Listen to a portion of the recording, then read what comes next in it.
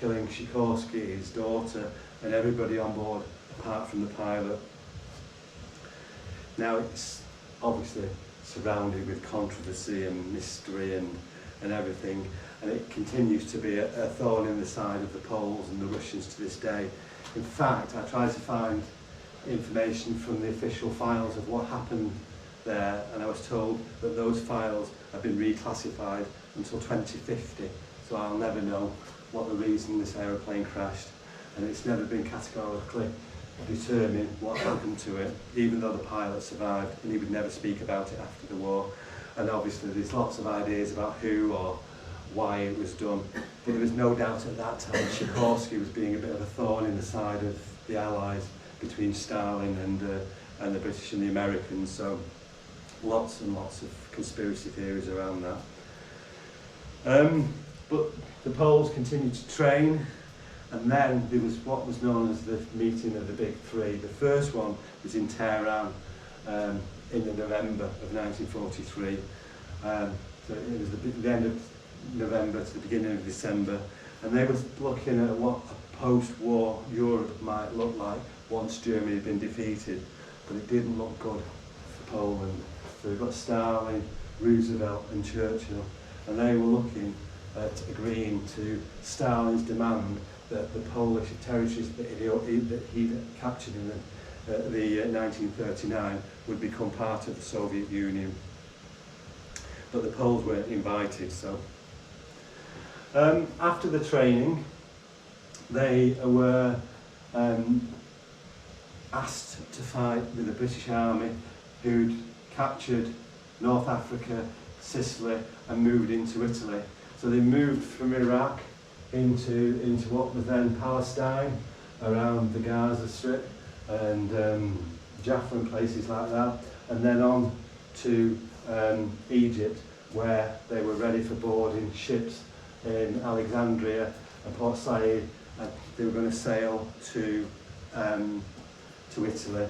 However, when they arrived in Palestine, those Poles that were Jewish deserted, or the majority of them deserted, and they actually formed what was the beginning of the Israeli Liberation Army. And one of those significant Poles that actually deserted that time was a guy called Corporal Menachem Begin, who later went on to win a Nobel Peace Prize. All this time, Wojtek the Bear had remained with the Polish army, and when they came to boarding at Alexandria, the British army said, "Oh no, you're not bringing any pets with you."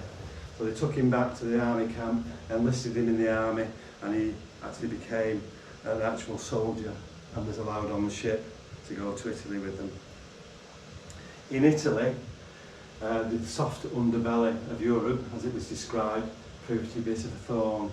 So they captured Sicily down here, but the Allied advance from the south up towards Rome proved incredibly difficult. In fact, the territory was so difficult, with mountains running along the centre and along the sides, it just became easy for the Germans to defend. They created these defensive lines as they retreated further and further back. And the biggest and strongest of those defensive lines was known as the Gustav line, which ran right across the narrowest part of Italy. And to get from where they were in the south up to Rome, they had to get past it, but they couldn't go through the central range because of the mountains. The coastal roads were too difficult because they're so heavily defended. The only route that they could actually take was up through the Liris Valley. And where the Gustav line crossed through, this is the Apennine mountain range, where that crossed the Liris Valley was the town of Cassino, which was heavily fortified by the Germans.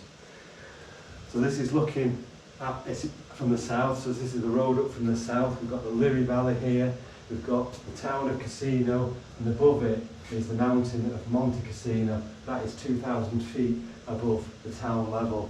At the top of Monte Cassino was an old Benedictine abbey that had been built in about 529 AD. It's believed to be the oldest Benedictine abbey in the world. And even above that, there was the higher mountain of Monte Caira, which was at 5,500 feet. And all this was heavily defended by the Germans. So the Allies struggled for 6 months to actually break through this Gustav line so they could advance towards Rome. There had been 3 major battles starting in 1944, and then in the May of 1944 the Poles had arrived and had joined in the battle, and they were given the task of capturing the monastery and the high ground. Now the Germans had agreed never to occupy it militarily, but the Allies didn't believe them.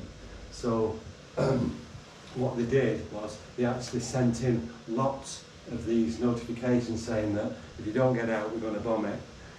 But there was only civilians and a few monks still left there by this time, because the Allies just could not believe that the Germans had not occupied it. And then on the 15th of February 1944, 142 heavy and 87 medium bombers dropped 1,200 tons of bombs on Monte Cassino, the Abbey of Monte Cassino, as you'll see here. So these are the American aeroplanes, these big heavy bombers.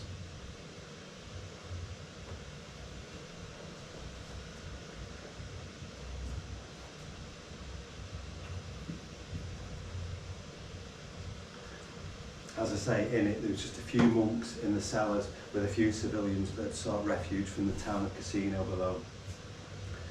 So all day they bombed this abbey.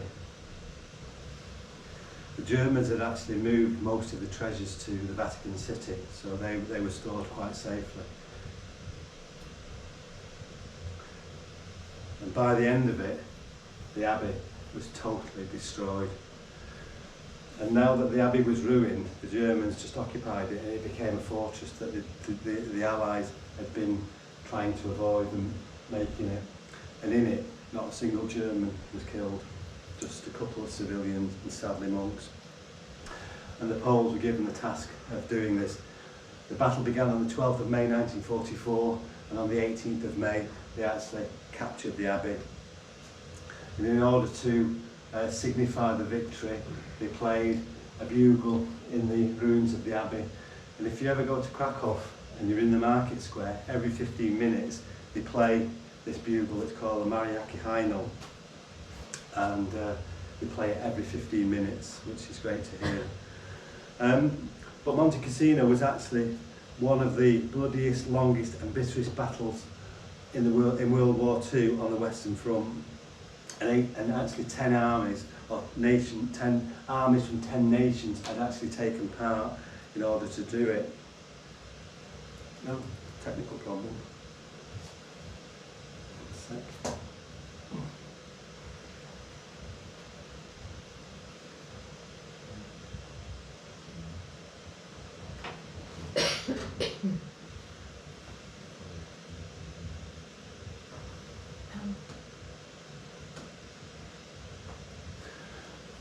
After the battle, I mentioned that my dad had been a driver. One of the tasks that my dad had was removing the fallen from around the battle, and this was quite near the abbey. This building is actually called the Doctor's House. It was a regimental first aid post at the top of the mountain.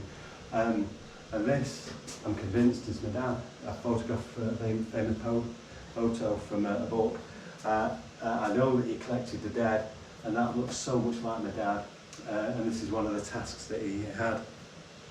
Around the battlefield where there'd been no fighting, at that time there was loads of red poppies.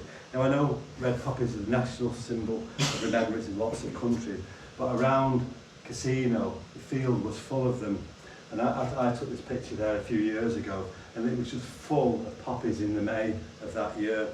And it actually inspired one of the most famous Polish songs called Red Poppies of Monte Cassino, and it was first sang in the ruins of the abbey by General Anders' wife, Irina Anders. My dad and all those that have participated in Monte Cassino were awarded a Monte Cassino cross.